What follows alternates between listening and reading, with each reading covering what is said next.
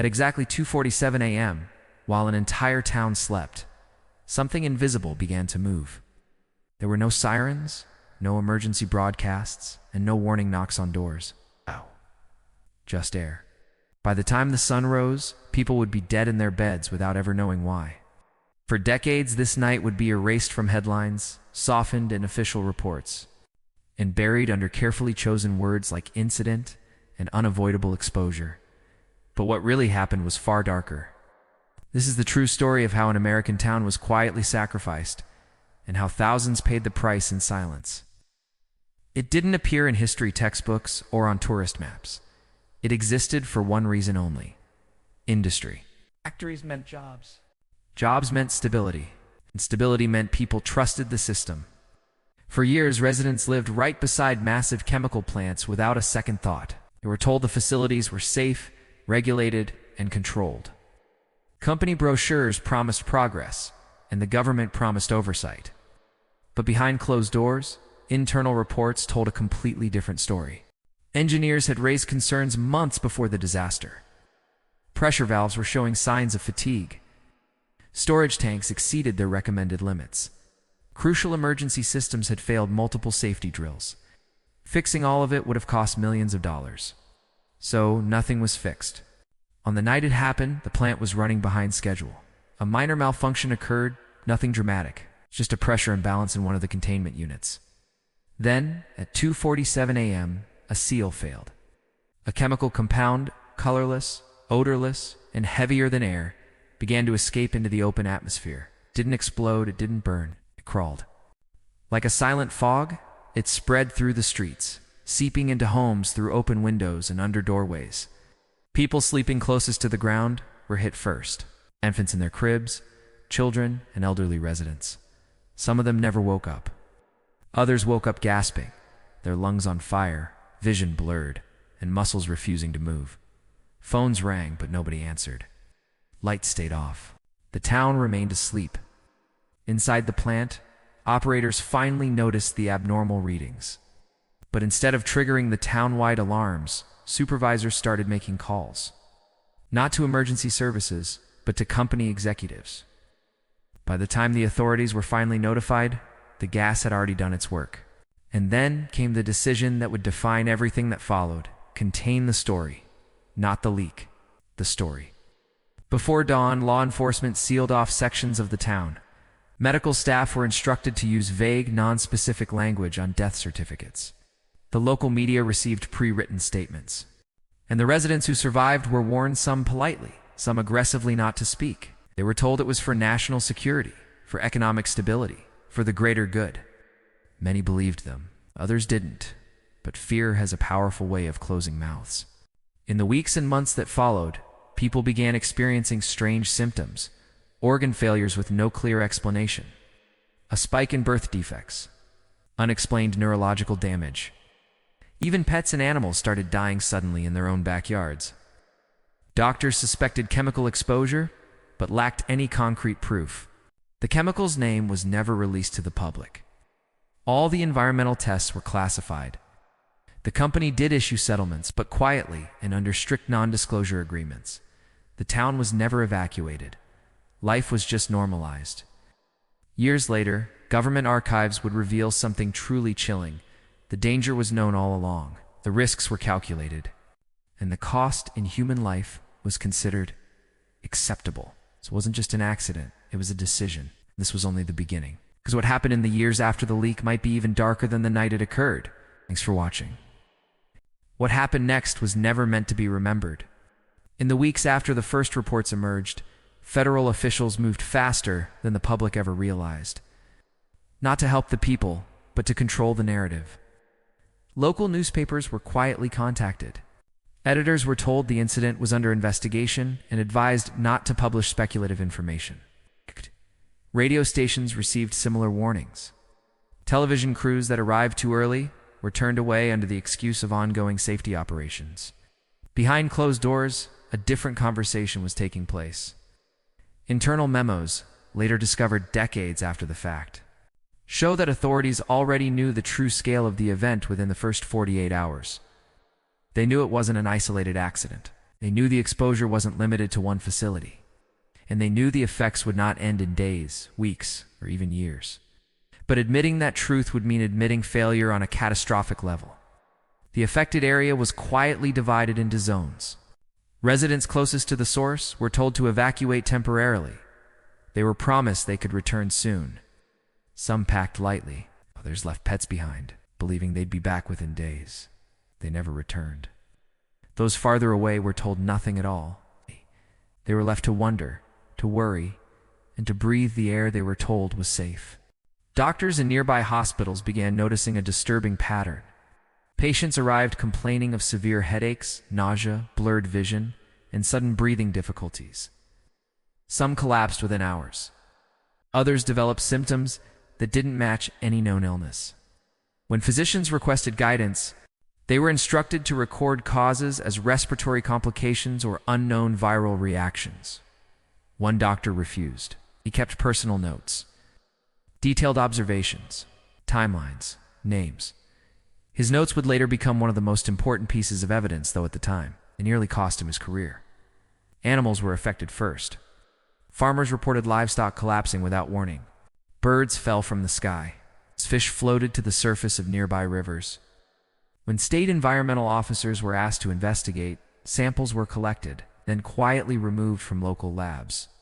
The official explanation: natural causes, convenient, simple lie. Meanwhile, residents began noticing something deeply unsettling: the smell. It wasn't strong or obvious, but it lingered, metallic, sharp, and just wrong. Some described it as burned plastic. Others said it reminded them of cleaning chemicals mixed with decay. It seeped into homes at night when the air was still and quiet. People started waking up at the same hour. 2:47 a.m. No alarms. No explosions. Just a sudden sense of panic, a tightness in the chest, burning in the throat. Parents rushed to check on their children. Some found them coughing. Others found them unresponsive. Emergency calls flooded local dispatch centers, but many calls were never logged. Records from that night show missing timestamps, blank spaces, entire pages removed. By the end of the month, several families had lost multiple members. Funerals were small, quiet, and closely watched. In some cases, officials attended not to offer condolences, but to listen, to hear what people were saying, because rumors were spreading. Some believed it was a chemical weapon test gone wrong. Others suspected illegal dumping. A few whispered about secret experiments projects approved at levels far above the town's authority. Every rumor had one thing in common: none of them were officially denied.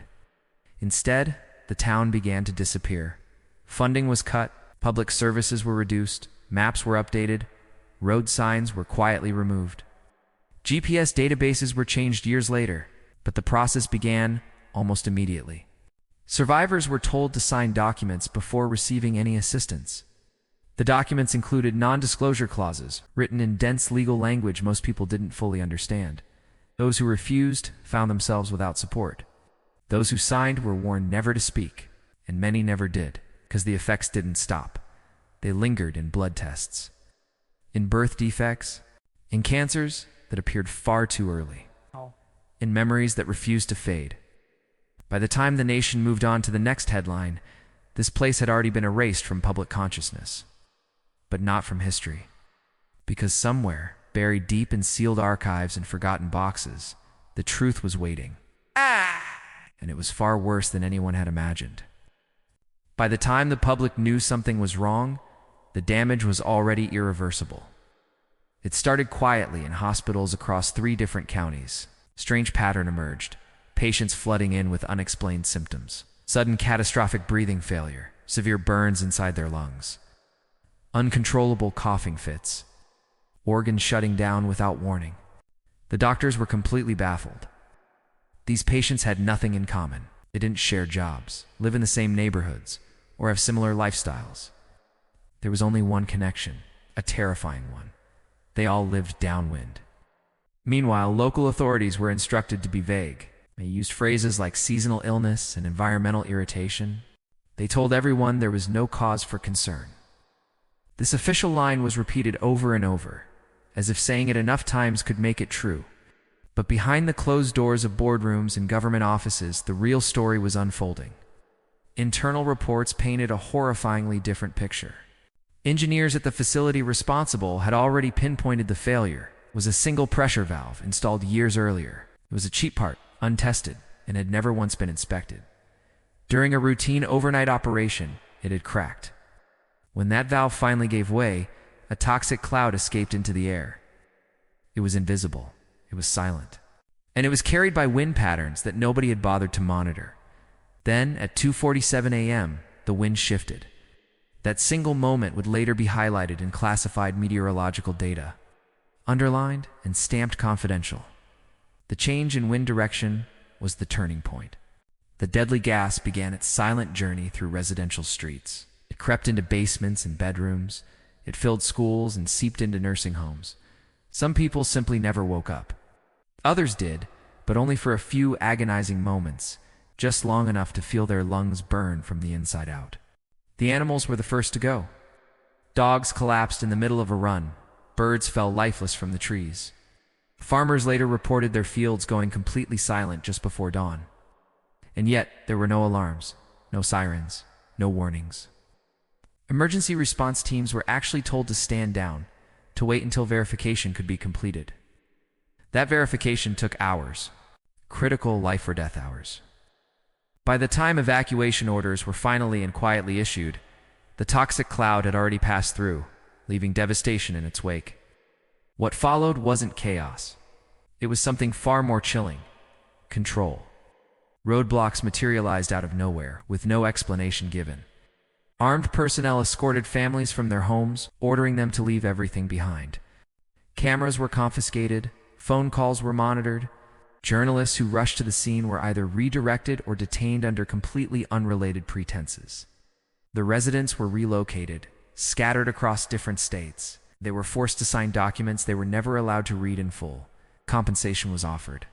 But it came with strict conditions: absolute silence, ironclad non-disclosure agreements, and a hollow promise that nothing like this would ever happen again. The cover-up was systematic. Maps were updated to remove landmarks. Official records were altered. The town's very name began to slowly vanish from public documents, surviving only in sealed court filings and hidden archives. Years later, independent researchers would manage to piece together fragments of the truth. They found death certificates with altered causes of death, environmental readings that starkly contradicted the official reports, and sworn testimony from former workers who had been threatened into silence. But by then, true accountability was impossible. The company had merged, changed its name, and dissolved any responsibility through a maze of legal loopholes. The officials involved had long since retired. Some had even passed away. What remained was not just the story of a single tragedy, but a disturbing pattern, one that has repeated itself throughout modern history.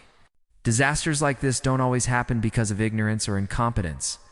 Sometimes they happen because someone, somewhere, made a calculated decision. They decided that the cost of warning people was higher than the cost of losing them. And the most terrifying part? This was only the beginning. By the time the first internal report reached Washington, the damage was already irreversible. Doctors in nearby counties began noticing patterns they couldn't explain. Healthy adults arrived with sudden respiratory collapse. Children complained of burning eyes and metallic tastes. Farmers reported livestock dying overnight. No wounds, no signs of disease. Autopsies raised more questions than answers. Lungs showed chemical burns, but the patients had never worked in factories. Blood samples revealed compounds that weren't supposed to exist outside of controlled industrial settings. When local coroners tried to log the cause of death, they received phone calls: quiet, firm, unmistakable. Classify it as natural causes. Some refused. Their careers ended shortly after. Meanwhile, inside the chemical company, executives were in crisis mode. Internal emails, which were uncovered decades later, show sheer panic, not about the victims, about liability. One message read, "If this reaches the press, the plant is finished. We must contain the narrative." And containment no longer meant stopping the leak. It meant controlling the story. The Environmental Protection Agency was informed, but only partially. Key data was marked proprietary. Military consultants were brought in under the justification of national security. Roads leading into the town were suddenly blocked for infrastructure repairs. Residents noticed armed personnel they had never seen before. No uniforms, no insignia, no explanations. Some families tried to leave on their own. Their cars were turned back. Others were told evacuation buses would arrive soon. They never did. Inside their homes, the air remained dangerous. Curtains absorbed toxins. Carpets trapped residue. Every single breath prolonged the exposure. Pregnant women began miscarrying. Pets refused to enter certain rooms. Wells became unusable. Yet on television, nothing was happening. Local newspapers ran generic stories about temporary industrial maintenance. National outlets remained completely silent. Editors later admitted they were discouraged from investigating any further. And then came the agreement. A confidential settlement offered individually to each family. Large sums of money, but with one condition: absolute silence. Non-disclosure agreements that extended even beyond death.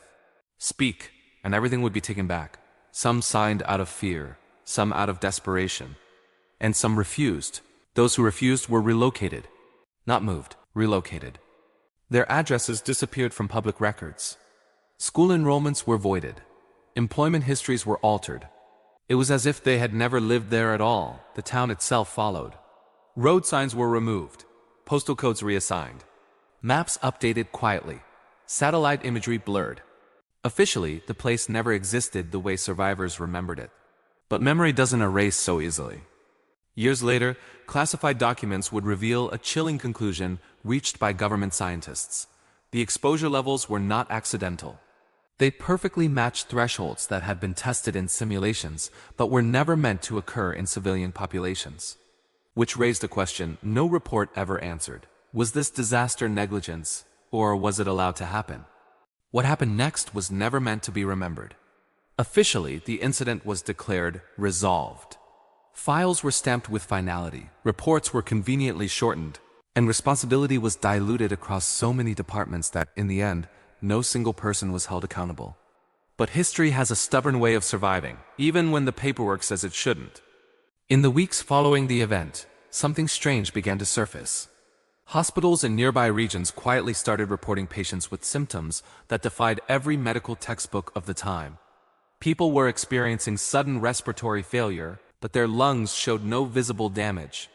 Perfectly healthy adults were suffering from abrupt organ shutdown. Even more chilling, animals in the fields were collapsing hours before any human symptoms appeared, like a silent, horrifying warning. Doctors were instructed to stay silent. Local newspapers that dared to investigate found their sources suddenly going cold. Journalists received anonymous warnings. Some were subtle hints, others were direct threats. It became clear that someone somewhere wanted this story buried, and then the area itself began to change. Roads that once led there were rerouted. Signs bearing its name were taken down. Census records from that period show bizarre gaps, entire communities seemingly vanishing overnight. A place that once held families, schools, and vibrant lives was methodically scrubbed from the map, becoming a blank space. The few survivors were relocated under the guise of assistance programs. They were given documents to sign, told it was all just routine paperwork. After that, most of them never spoke publicly about what they had witnessed again. It was a silence bought with bureaucracy and fear. Decades passed. Eventually, some files were declassified, and fragments of the truth started to emerge. It was never the full picture, of course, just enough to confirm what many had suspected all along. This disaster wasn't just an accident. It was preventable. Internal warnings had been issued and ignored. Safety corners were cut to save time and money. And when the cost was tallied in human lives, the decision was made to choose secrecy over accountability. Even today, the land itself remembers. Soil samples from the region show strange anomalies that shouldn't be there. The wildlife in certain zones behaves erratically, as if sensing a lingering danger. And the locals, the ones whose families have been here for generations, avoid the area completely. They don't stay away because of ghost stories or legends. They stay away because of memory. This wasn't just a tragic accident. It was a series of decisions. It was a moment when convenience was valued more than conscience, and silence was enforced in the name of preserving a fragile stability. The official history books might reduce it to a footnote, a minor incident in a forgotten corner of the country. But for the people who lived through it, And for those who died unseen, it was everything. The lesson from this story is painfully clear. When power operates without transparency, the truth doesn't just disappear. It goes into hiding. It waits. It waits for someone to come looking for it. Thank you for watching. If stories like this are important to you, consider subscribing to our channel for more deep dives into the history they tried to erase.